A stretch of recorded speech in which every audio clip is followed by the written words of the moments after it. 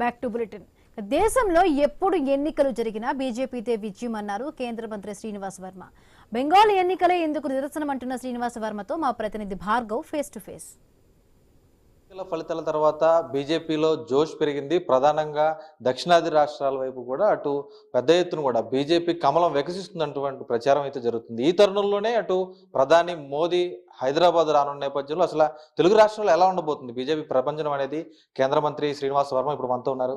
సరే సార్, ఒక విజయ దుందుబి మోగించారు. చారిత్రాత్మక విజయం బెంగాల్లో వచ్చింది. ఎలా ఉండబోతుంది తెలుగు రాష్ట్రాలకు? మరి మోదీ కూడా వస్తున్నారు. ఇవాళ రాబోయేటువంటి రోజుల్లో కేరళలో ఏదైతే నేను 2000 ఇందాక చెప్పాను, 2011లో ఒక ఎమ్మెల్యే లేడు, 2016లో 3 అసెంబ్లీలో అభ్యర్థులను గెలిపించడం ద్వారా ఎమ్మెల్యేలకి ఇవాళ భారతీయ జనతా పార్టీ కరెక్ట్గా 2016లో 3 ఎమ్మెల్యేలు నెక్కితే 2026లో భారతీయ జనతా పార్టీ దాదాపు 200 స్థానాల వరకు చేరుకుంది.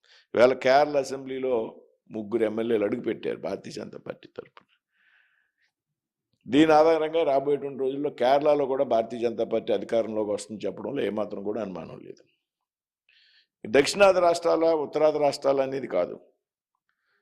ఇవాళ ఢిల్లీ నెగ్గాం, బీహార్ నెగ్గాం, హర్యానా నెగ్గాం. రాబోయేటువంటి రోజుల్లో తెలంగాణ నెగ్గడానికి సిద్ధంగా ఉన్నాం. తెలంగాణలో పార్టీ బలంగా ఉంది, పెద్ద ఎత్తున పార్టీకి ఓటింగ్ ఉన్నది.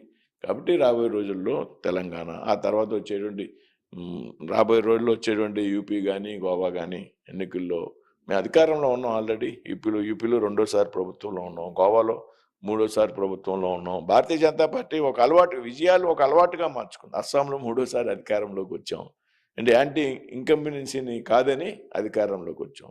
కాబట్టి రాబోయే రోజుల్లో తెలంగాణలో కూడా భారతీయ జనతా పార్టీకి అధికారం వచ్చేటువంటి దిశగా ప్రయాణం. అంటే కేరళలో కానీ తమిళనాడులో కానీ బీజేపీ ఓటింగ్ పెరిగింది అనుకోవచ్చు. ఈసారి వికసిత భారత్ పనిచేసింది అనుకోవచ్చు. ఓటింగ్ అబ్నార్మల్గా పెరిగింది కదా.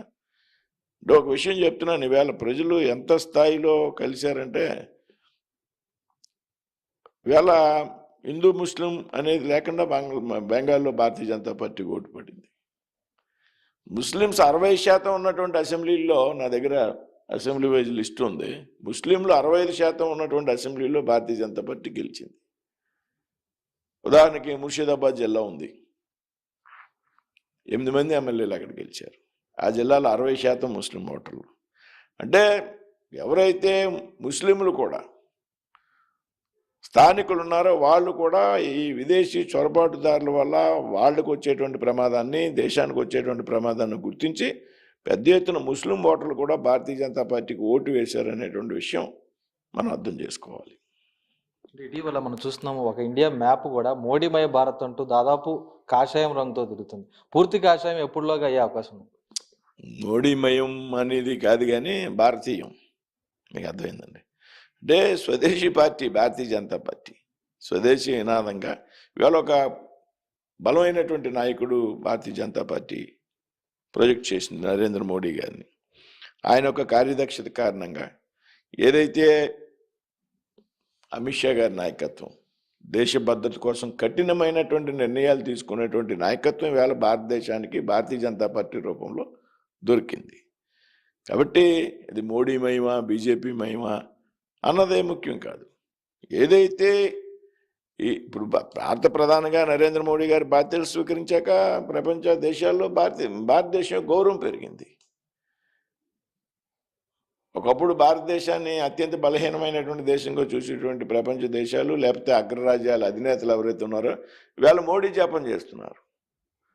కాబట్టి రాబోయేటువంటి రోజుల్లో ఏదైతే జరగబోయేటువంటి ఎన్నికల్లో మిగతా రాష్ట్రాల్లో కూడా భారతీయ జనతా పార్టీ అధికారంలోకి వస్తుంది, ఎన్డీఏ మిత్రపక్షాలు అధికారంలోకి వస్తుంది. ఫైనల్గా మహిళా బిల్లు ప్రవేశపెట్టారు. ఆ తర్వాత ఇప్పుడు కేంద్ర కేబినెట్ విస్తరణ జరగబోతుంది. మరో 2 మహిళలకు తెలుగు రాష్ట్రాల నుంచి చోటు దక్కుతుందని ప్రచారం చేస్తున్నారు.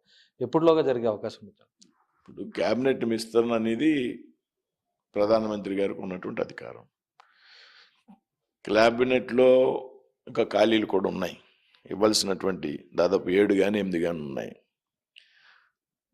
అది ఎవరికి ఇస్తారో ప్రాంతాల వారీగా సమర్థత ఆధారంగా, అది తెలుగు రాష్ట్రాల నుంచి తెలుగు వాడికి 2 ఇస్తారో 3 ఇస్తారో అనేది నా స్థాయిలో నేను చెప్పేటువంటి పని కాదు.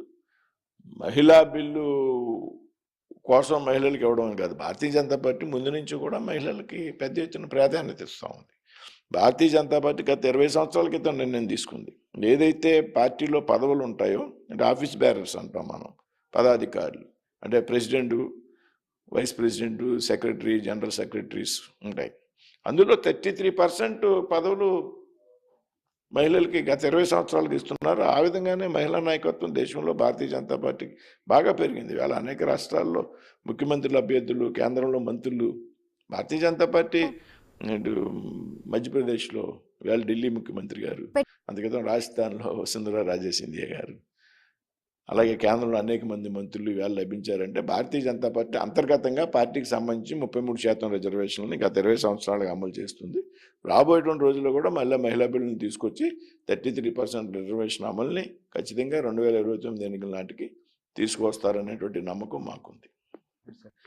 ఇది చూస్తున్నాం, ఈరోజు దేశంలో బీజేపీ బలోపేతం దిశగా అడుగులు వేయడం దాదాపు కూడా అనేక రాష్ట్రాల్లో విజయ దుందుబి మోగించిన నేపథ్యంలో త్వరలో పూర్తిగా కూడా అంటే 2029 ఎన్నికల్లోపే దాదాపు అన్ని రాష్ట్రాల్లో కూడా విజయం సాధించి పూర్తిగా కూడా కాషాయమయం అయ్యే విధంగా కూడా ఉండేటువంటి అవకాశాలు ఉన్నట్లు ప్రస్తుతం అటు తెలంగాణకు రాబోతున్నటువంటి మోదీ నేతృత్వంలో కూడా అభివృద్ధి మంత్రంగా కూడా ముందుకు వెళ్తున్నట్లు కేంద్ర మంత్రి భూపతిరాజు శ్రీనివాస్ వర్మ స్పష్టం చేస్తున్న పరిస్థితి అయితే ఉంది. కెమెరా పర్సన్ చంటితో భార్గవ్, ఐ న్యూస్, భీమవరం నుంచి.